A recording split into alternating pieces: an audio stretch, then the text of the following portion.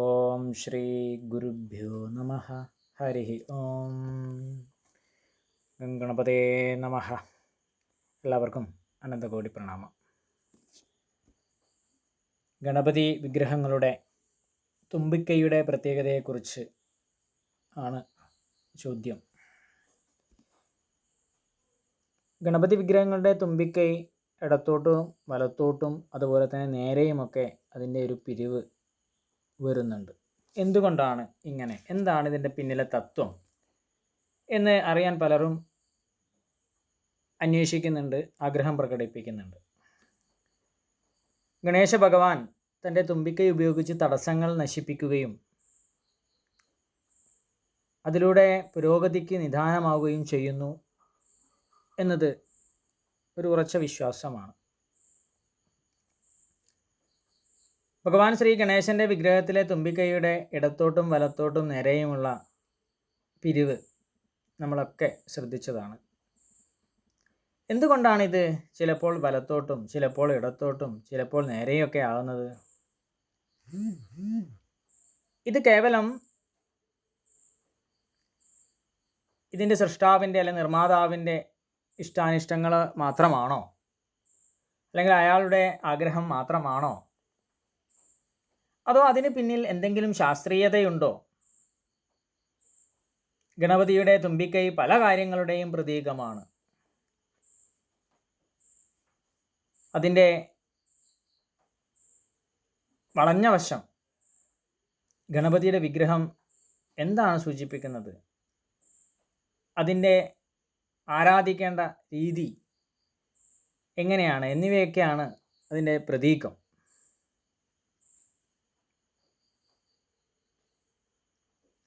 ഭാരതീയ ശാസ്ത്രം, പ്രത്യേകിച്ച് വൈദിക ശാസ്ത്രം അനുശാസിക്കുന്ന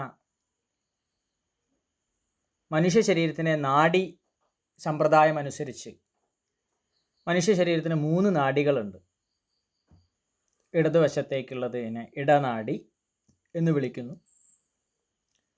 ഈ ഇടനാഡി തലച്ചോറിൻ്റെ വലതുവശത്തെ പിൻഭാഗവുമായിട്ടാണ് ബന്ധിപ്പിച്ചിരിക്കുന്നത്.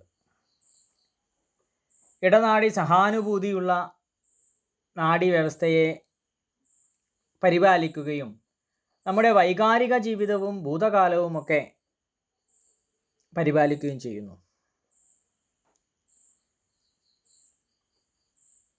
വലതുവശത്തെ നാഡിയാണ് പിംഗളനാഡി. അതിന് പിംഗളനാഡി എന്ന് വിളിക്കുന്നു. ഇത് തലച്ചോറിൻ്റെ ഇടതുവശത്തെ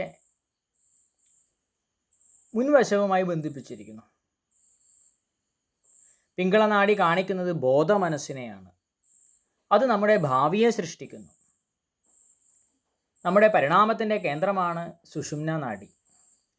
നമ്മൾ ബോധവാനാകുന്നതും നമ്മുടെ അസ്തിത്വത്തിൻ്റെ എല്ലാ വ്യത്യസ്ത ഘടകങ്ങളും ഒന്നായി സംയോജിപ്പിക്കുന്നതും ഈ ഒരു നാഡിയിലൂടെയാണ്.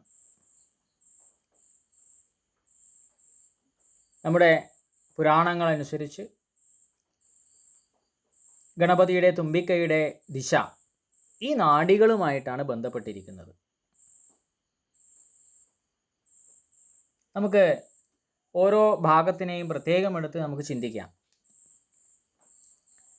ഗണപതി ഭഗവാന്റെ വിഗ്രഹങ്ങളിൽ ഏറ്റവും കൂടുതൽ പ്രചാരമുള്ളത് ഇടതുവശത്തേക്ക് വളഞ്ഞ തുമ്പിക്കൈയുള്ള വിഗ്രഹങ്ങളാണ്.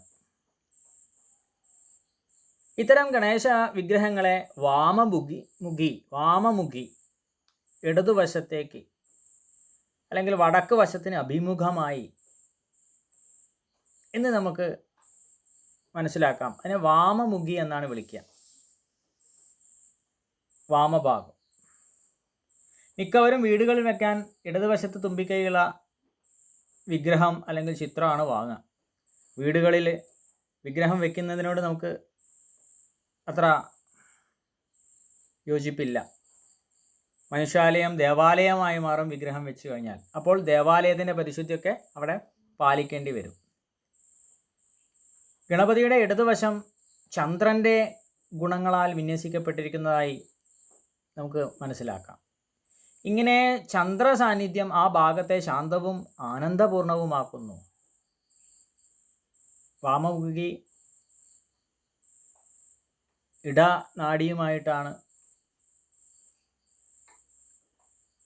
പ്രതീകമായിരിക്കുന്നത്.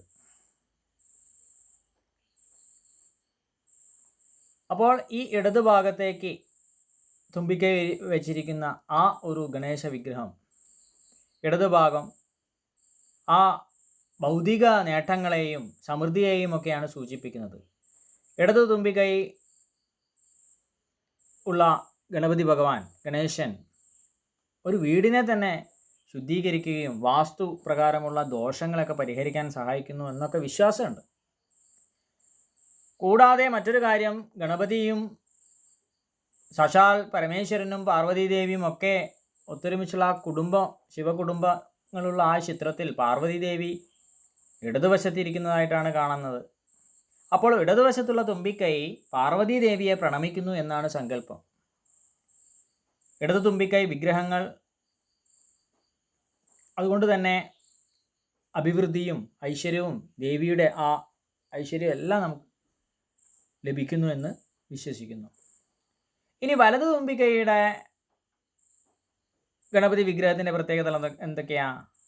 വലതു തുമ്പിക്കൈയുള്ള ഗണപതി വിഗ്രഹങ്ങൾ അത്ര സാധാരണവും അത്ര അപൂർവമൊന്നും അല്ല. വലതു തുമ്പിക്കൈ ഗണേശ വിഗ്രഹങ്ങൾ മിക്കപ്പോഴും താന്ത്രികമായി ആരാധിക്കാനാണ് ഉപയോഗിക്കുക.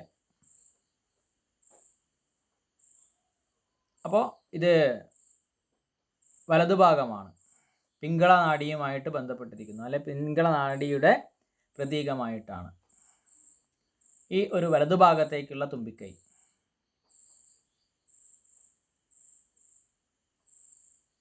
തുമ്പിക്കൈ വലതുവശത്തേക്ക് വളഞ്ഞ ഗണപതിയുടെ വിഗ്രഹത്തെ ദക്ഷിണാഭിമുഖി എന്നാ പറയാം. ദക്ഷിണാഭിമുഖി മൂർത്തി, തെക്ക് അഭിമുഖമായുള്ള വിഗ്രഹം എന്ന് ആണ് അർത്ഥം. ദക്ഷിണ എന്ന വാക്കിൻ്റെ അർത്ഥം തെക്ക് അല്ലെങ്കിൽ വലതുവശം എന്നാണ്. അപ്പോൾ തെക്കൻ ദിശ മരണത്തിൻ്റെ ദേവതയായ യമൻ്റേതു കൂടിയാണ്. അപ്പോൾ യമൻ്റെ മേഖലയുടെ ദിശയെ അഭിമുഖീകരിക്കാൻ കഴിവുള്ളവൻ ശക്തനാണ്. തുമ്പിക്കൈ വലതുവശത്തേക്ക് വളഞ്ഞ ഗണപതി വിഗ്രഹം സജീവമാണ്. അതിന് ജാഗ്രത് എന്നൊക്കെ പറയും, ജാഗ്രത് എന്ന് പറയപ്പെടുന്നു. വലതുവശത്തെ തുമ്പിക്കൈയെ പൊതുവെ സിദ്ധിവിനായക എന്നാണ് വിളിക്കുന്നത്. അങ്ങനെയുള്ള ഗണപതിയുടെ ഭാര്യമാരിൽ ഒരാളാണ് ആര്? സിദ്ധി. ഗണപതിയുടെ വലതുവശത്താണ് ആ സിദ്ധി കുടികൊള്ളുന്നത്. അതിനാലാണ് വലതുവശത്തേക്ക് വളഞ്ഞ തുമ്പിക്കൈയുള്ള വിഗ്രഹത്തെ സിദ്ധിവിനായക എന്ന് വിളിക്കുന്നത്. ഇടതുവശത്തുള്ള തുമ്പിക്കൈ ഐശ്വര്യത്തെ പ്രതിനിധീകരിക്കുന്നത് പോലെ വലതുവശത്തുള്ള തുമ്പിക്കൈ എല്ലാ ലൗകിക സുഖങ്ങളിൽ നിന്നും മോക്ഷപ്രാപ്തിക്ക് വേണ്ടി നിലകൊള്ളുകയാണ് ചെയ്യുന്നത്. ഒരു ഗൃഹസ്ഥാശ്രമിയായ ആളുകൾക്ക് കുടുംബവുമായിട്ട് ബന്ധമുണ്ട്. അവിടെ കടമകളും കർത്തവ്യങ്ങളൊക്കെ ഒരുപാട് നിറവേറ്റാനുള്ളത് കൊണ്ട് ഈ ഒരു വിഗ്രഹം ഗൃഹസ്ഥാശ്രമികൾ പൂജിക്കാറില്ല, വീട്ടിൽ വെച്ചിട്ടോ അല്ലാതെയോ ഒന്നും. ക്ഷേത്രങ്ങളിൽ മാത്രമാണ് വലതു തുമ്പിക്കൈ വിഗ്രഹങ്ങൾ കാണപ്പെടുന്നതും പൂജിക്കേണ്ടതും. വലതുവശത്തുള്ള വിഗ്രഹം പിങ്കളനാഡി അല്ലെങ്കിൽ സൂര്യൻ്റെ ഊർജത്തെയാണ് സൂചിപ്പിക്കുന്നത്. സൂര്യനെ സൃഷ്ടിക്കാനും നശിപ്പിക്കാനും കഴിയുന്നത് പോലെ ശരിയായ രീതിയിൽ ആരാധിച്ചാൽ ഈ ഗണപതി സർവ്വവിധ ഐശ്വര്യങ്ങളും സന്തോഷവും എല്ലാം നൽകും. ശ്രദ്ധിച്ചില്ലെങ്കിൽ സർവനാശവും നൽകും. വൈദിക താന്ത്രിക ആചാരങ്ങളും അനുഷ്ഠാനങ്ങളും ഒക്കെ അനുസരിച്ചിട്ടാണ്, ആ വിധിയാവണ്ണമാണ് ഈ ഒരു വലംപിരി ഗണപതിയെ പൂജിക്കേണ്ടത്, പരിപാലിക്കേണ്ടത്. ഇനി നേരെയുള്ള തുമ്പിക്കൈയുള്ള ഗണേശ വിഗ്രഹത്തിൻ്റെ പ്രത്യേകത എന്താ? ഇത് സുഷുമ്നയാണ്, സുഷുമ്ന നാഡിയെ സൂചിപ്പിക്കുന്നതാണ് അല്ലേ. ഇത് അങ്ങേയറ്റം അപൂർവമായ വിഗ്രഹമാണ്. സുഷുമ്ന നാഡി തുറന്ന അവസ്ഥയാണ് നേരായ തുമ്പിക്കൈ എന്നാണ് പറയുന്നത്. സാധകന് എല്ലാ ശരീര ഇന്ദ്രിയങ്ങൾക്കും ഇടയിൽ പൂർണ്ണമായ ഏകത്വം പ്രദാനം ചെയ്യുമെന്ന് ഇതിലൂടെ നമുക്ക് മനസ്സിലാക്കിയെടുക്കാം. വലത് തുമ്പിക്കൈ ഗണപതിയെപ്പോലെ കർക്കശമായതല്ലെങ്കിലും സാധാരണ ആരാധന നടത്താമെങ്കിലും ഇത്തരത്തിലുള്ള ഗണപതിയെ കൃത്യമായി ആചാര പ്രകാരം വിദ്യാവണ്ണം പരിപാലിക്കേണ്ടതുണ്ട്. ഇത്തരത്തിലുള്ള ഗണപതി ഭഗവാനെ പൂജിച്ചാൽ അപൂർവമായ പല അനുഗ്രഹങ്ങളും നമുക്ക് നിൽക്കും. ആടി നിൽക്കുന്ന തുമ്പിക്കൈ മൂലാധാരത്തിൽ നിന്നുണർന്ന കുണ്ടലിനി സഹസ്രാര പത്മത്തിലെത്തിയ അവസ്ഥയെയാണ് സൂചിപ്പിക്കുന്നത്. തീർത്തും ഈ ഗണപതി ഭഗവാന്റെ വിഗ്രഹത്തിൻ്റെ ഒരു താത്വികമായിട്ടുള്ള അല്ലെങ്കിൽ തത്വം വളരെ ഒരു സാധനയിലൂടെ മാത്രമേ ഗ്രഹിച്ചെടുക്കാൻ സാധിക്കുള്ളൂ. എന്തായാലും വളരെ സൂക്ഷ്മമാണ് നമ്മുടെ വിഗ്രഹങ്ങളിലൂടെ സൂചിപ്പിക്കുന്ന ഓരോ തത്വങ്ങളും. അത് നമുക്ക് പെട്ടെന്ന് മനസ്സിലാക്കാൻ സാധിക്കില്ല. സൂക്ഷ്മമായ സാധനയിലൂടെ, പ്രത്യേകിച്ച് ഗണപതി ഭഗവാന്റെ സാധന സൂക്ഷ്മ സാധനയാണ്. വിപുലമാണെങ്കിലും ഗണപതി ഭഗവാന്റെ സാധനയിൽ വളരെ സൂക്ഷ്മതയുണ്ട്. ഒരു തുമ്പിക്കൈയുടെ വളവ് പോലും എത്രത്തോളം വലിയ തത്വങ്ങളെ സൂചിപ്പിക്കുന്നു എന്ന് ചിന്തിക്കൂ. അതുകൊണ്ട് ഗണപതി ഭഗവാന്റെ കുംഭപ്പള്ളയായാലും വലിയ ചെവിയായാലും കൊമ്പായാലും എല്ലാത്തിനും പിന്നിൽ തത്വങ്ങളുണ്ട്. വിപുലമായിട്ട് അത് ചിന്തിക്കേണ്ടതാണ്. എന്തായാലും ഇപ്പോൾ ഇവിടെ തുമ്പിക്കൈയെക്കുറിച്ച് മാത്രമാണ് പറഞ്ഞിരിക്കുന്നത്. മനസ്സിലായി കാണുമെന്ന് വിചാരിക്കുന്നു. നന്നായിട്ട് മനനം ചെയ്ത് മനസ്സിലാക്കാം, സാധന ചെയ്യാം. എന്തായാലും വളരെ സന്തോഷം. എല്ലാവർക്കും നന്മകളുണ്ടാകട്ടെ, ഭഗവാന്റെ അനുഗ്രഹം ഉണ്ടാകട്ടെ. നന്ദി, നമസ്കാരം. ഹരി ഓം.